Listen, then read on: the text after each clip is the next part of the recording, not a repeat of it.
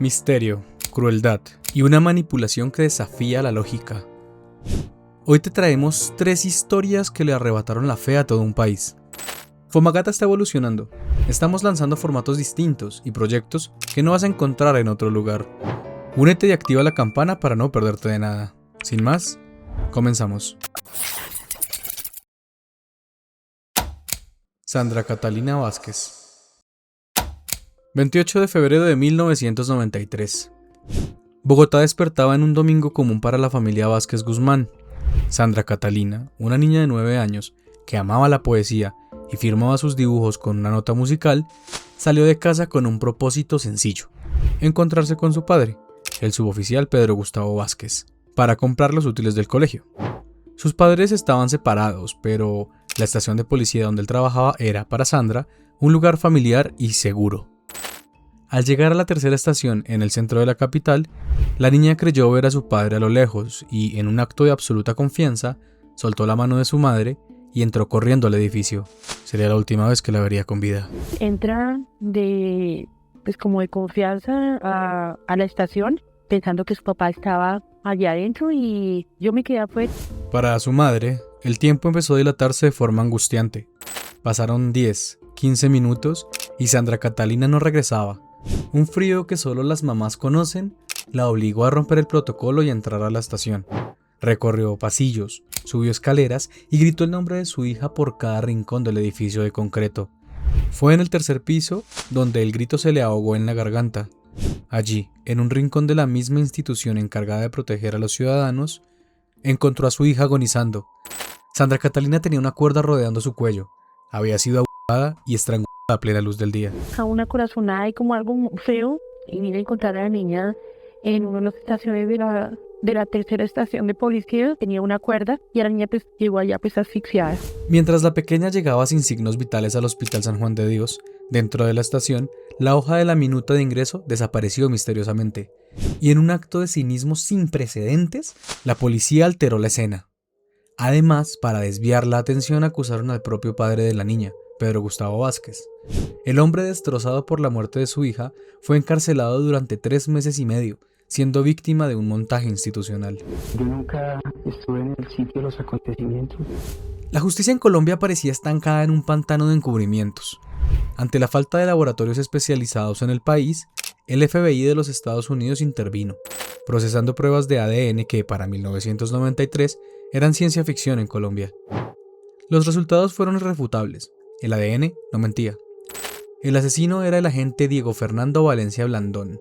Al verse acorralado por la evidencia científica internacional, Valencia confesó el crimen con una frialdad que los cronistas de la época calificaron como bestial cinismo. Aunque Blandón fue condenado a 45 años de prisión, gracias a beneficios por estudio y trabajo y buen comportamiento, el asesino salió libre en 2006, habiendo cumplido apenas una década tras las rejas. Esta libertad prematura se convirtió en una bofetada para la memoria de Sandra. Sin embargo, su tragedia no fue en vano. El caso se convirtió en el motor de una reforma policial que hoy impide que asesinos de niños reciban rebajas de pena. Dieron 45 años y a los 10 años lo sacaron. Entonces, ¿cuáles son las leyes que tenemos nosotros? Hoy, el edificio fue demolido y, en su lugar, la familia de amigos crearon un jardín memorial. Su abuela Blanca relata conmovida que Sandra Catalina regresa todos los días en forma de colibrí para visitarla entre las flores. El caso ha sido elevado a la categoría de crimen de Estado, y aunque el perdón de la institución ha sido ofrecido en varios actos protocolarios, la familia lo ha rechazado sistemáticamente. Para ellos, el verdadero perdón no está en un discurso, sino en la memoria que evita que otros niños entren a la boca del lobo. Elena Lacerna. Todo comenzó con un televisor descompuesto. Liliana Lacerna, hija del fundador de la Universidad de los Andes y heredera de una fortuna incalculable, conoció a Camilo Pinzón en Ibagué. Él era un técnico humilde, hijo de un embolador. Pronto Camilo se convirtió en la pareja sentimental de Liliana, una mujer que luchaba contra una esquizofrenia paranoide. En medio de este escenario estaba Elena, la única hija de Liliana, quien era fruto de un matrimonio con un reconocido escritor europeo. Elena era una joven de 18 años con autismo severo y una edad mental inferior, que dependía totalmente de su entorno. Camilo vio en la vulnerabilidad de ambas la oportunidad de su vida. Ella llega a un sitio en la ciudad de Ibagué por el arreglo de un televisor. De tanto tiempo de trabajo, ella me propone que seamos marido y mujer. En 2016, Camilo Pinzón ejecutó su plan maestro. Convenció a Liliana de que Elena necesitaba un tratamiento revolucionario con células madre para curar su autismo en Chile. Durante casi 2 años, Camilo recibió cerca de 90 millones de pesos mensuales para costear una clínica inexistente, mientras Liliana creía que su hija estaba progresando en el extranjero. La realidad era aterradora. Elena nunca salió de Colombia. Camilo la mantenía oculta en una finca en Mosquera, Cundinamarca, bajo el cuidado de su hermana Claudia Pinzón. El deterioro de Elena fue lento y cruel. Sin atención médica especializada y encerrada en aquella finca, su salud colapsó. Gracias a las interceptaciones telefónicas del CTI, el país pudo conocer lo que realmente pasaba en esa casa de Mosquera. Diana Pinzón, hermana de Camilo, relataría más tarde en una llamada filtrada cómo Elena dejó de comer y de dormir, pasando sus últimas noches gritando de dolor. En noviembre de 2016, el silencio finalmente llegó. Elena había fallecido. Elena se muere, ¿sí? Se te murió, o sea, estando contigo, ¿sí? Ok. Ya está ahí, muy bien. ¿Qué le ha dicho Camilo respecto a cómo él manifiesta que son los hechos? O sea, él me dice que no nombre Mosquera, que ella nunca estuvo en Mosquera. Mosquera no. Con el cuerpo de Elena sin vida, Camilo manejó hasta la hacienda Churi en Sesquilé. Allí le ordenó al encargado preparar una quema de basura, pero le prohibió acercarse, alegando que se trataba de material radioactivo. El instinto del trabajador lo llevó a mirar dentro de una bolsa en la camioneta de Camilo, donde vio horrorizado un cráneo y unos pies humanos. Horas después, lo que quedaba de Elena fue reducido a cenizas. Para cerrar el círculo, Camilo convenció a la madre de que la niña había muerto en el vuelo de regreso y que, por un supuesto pacto con la embajada alemana, ya que Elena tenía nacionalidad germana por su padre, debían cremarlo en secreto. Fue tal el nivel de manipulación de Camilo que Liliana declaró ante la fiscalía que ella misma habría incinerado el cuerpo. ¿Qué ha habido? No, horrible. Imagínense que ahora nos están echando, Elena la trajeron muerta, ¿se acuerda que la estaban tratando en Sudamérica? Sí. La trajeron a la casa y entonces pues yo pensé que ella era para enterrarla y la cremé. Ahora me están acusando y a Camilo de desaparición forzada de la niña y no reconocen los papeles que vienen de Chile. ¿La niña en qué país murió? En Chile. ¿Estaba sola allá? Estaba con la gente que la estaba tratando de sacar adelante. Ok. Y la niña llegó y Camilo, es que Camilo es el que sabe, lo que pasa es que a Camilo todavía no lo han tratado acá. El cinismo de Camilo Pinzón quedó inmortalizado en las grabaciones del CTI. En ellas se le escucha orquestar un encubrimiento digno de un profesional, desde sobornar a un registrador en Sesquilé para obtener un acta de defunción falsa, hasta pedirle a su hermana que desaparezca cualquier rastro físico de Elena. Lo más escalofriante es cómo Camilo presiona a su hermana para mantener la cabeza fría, recordándole que no debe mencionar la palabra restos ante los investigadores. Mira, ¿Chile? llegó un brinco. ¿Tú tienes algo de Elena? Lo único que tengo de la niña es la tarjeta de identidad. Ajá. ¿Qué pasó, chinito? Llegó el brinco con la familia. Ay, Dios mío, Camilo. Y entonces, ¿y qué van a preguntar de ella? ¿Van a preguntar por ella? No, ya está, que está fallecido. ¿Y el cuerpo? No, pues, nosotros, yo hice test. ¿Ah? No, lo que necesito es una cosa. Como la cédula fue sacada en Mosquera.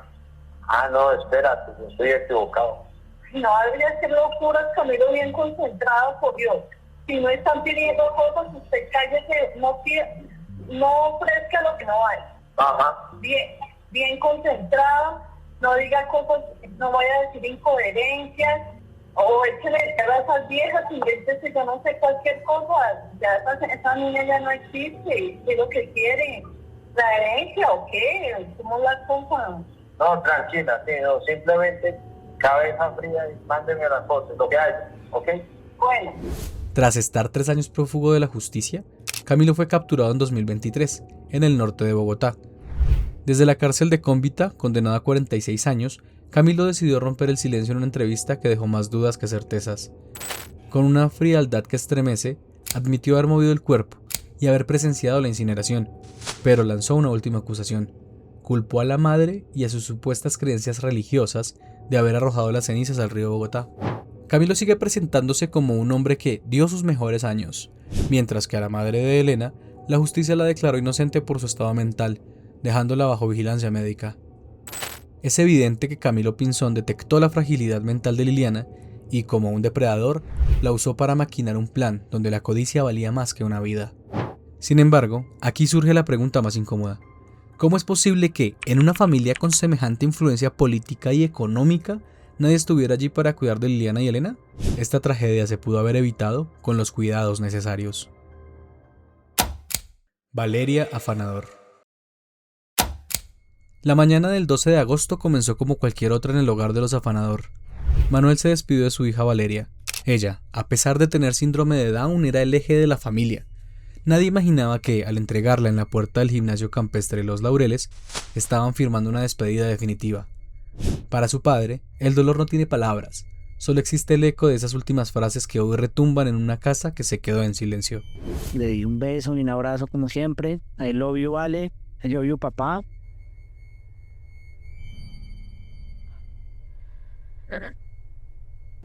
10 de la mañana, hora del descanso. Mientras la profesora encargada se retiraba con un grupo de niños a tomar las onces, Valeria se quedó sola en el patio. Las cámaras de seguridad captaron una secuencia que hoy es la pieza central del caso. Durante 5 minutos, Valeria caminó 30 metros a lo largo de una malla electrosoldada cubierta de vegetación.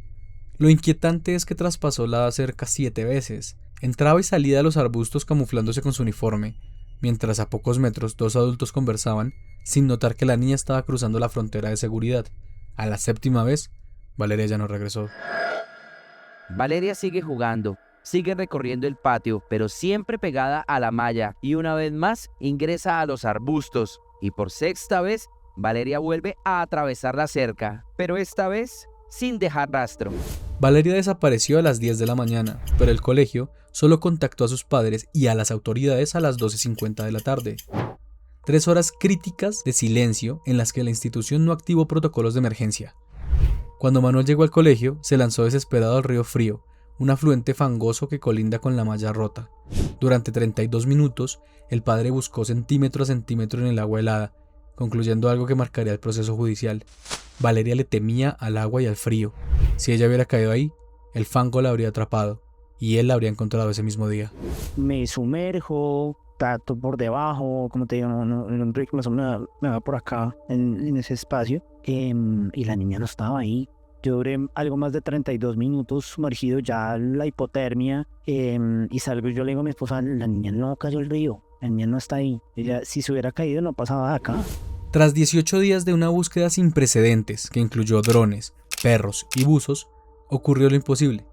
El 29 de agosto, un campesino encontró el cuerpo de Valeria en un punto del río que ya había sido revisado más de 20 veces por expertos.